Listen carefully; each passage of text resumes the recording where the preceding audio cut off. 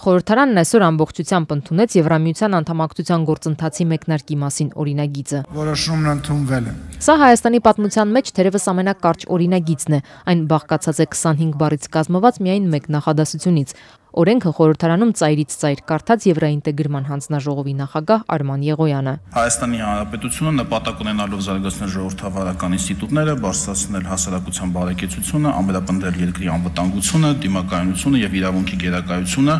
հայտարարում է Հայաստանի Հանրապետության Եվրոպական միությանը անդամակցելու գործընթացի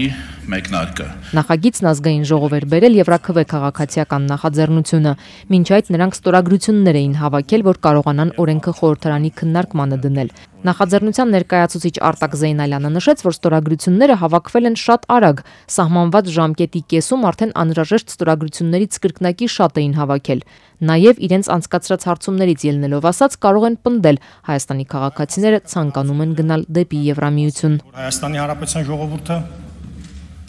հակված է, որպեսզի Հայաստանի Հանրապետությունը անդամակցի Եվրոպական միությանը։ Այնուամենայնիվ առաջինից երկրորդ ընթերցման ընթացքում նախագծից հանվել է արտահայտելով ժողովրդի կամքը արտահայտությունը։ Կառավարությունը նկատել էր, չեն կարող այս բառերը թողնել նախագծում, քանի որ այդ հարցով հանրաքվե չի անցկացվել, պարզաբանեց Եվրաինտեգրման հանձնաժողովի նախագահ Արման Եղոյանը։ 60,000 քաղաքացի ներկայացրել է իր առաջարկը, մենք այն կարող ենք կամ ընդունել, կամ մերժել, սակայն ընդունելուց ճիշտ չէր լինի, որ մենք արձանագրեինք, որ մենք արտահայտում ենք ամբողջ ժողովրդի կամքը, որովհետև դրա համար կա մեկ այլ ինստիտուտ, հանրաքվեն։ Քանի որ հարցը հանրաքվեով չի որոշվում, այս նկատառումով այդ նախադասությունը հանվել է։ Ընդդիմադիր Հայաստան խմբակցությունը հայտարարեց, որ քվեարկությանը չի մասնակցի եւ քննադատեց նախագիծը։ Գործընթացը համարեց իշխող մեծամասնության արկածախնդրությունը, իսկ բուն օրինագիծը բաժակաճառ։ Սա օրենք չի, օրենքի ծաղր է։ Օրենքը երբ որ ազգային ժողովը ընդունում է նախագահը վավերացնում է, օրենքը պարտադիր է կատարման։ Բայց հիմա եթե այս օրենքը ընդունվի, որով հայտարարում է Հայաստանի Հանրապետության Եվրոպական միության անդամակցելու գործընթացի մեկնարկի մասին, ես առավոտվանից գիշեր այս ամբիոնից խոսեմ, որ ես դեմ եմ Եվրամիության անդամակցությանը, Եվրամիության անդամակցությունը հանցագործությունը, մեկը ինչի կարող պատասխանատվության ենթարկել։ Այսօր անպայման հայտարարություններ անել եւ այն էլ վերել այսպիսի մի ըստ էության հայտարարություն, բայց ոչ օրենք եւ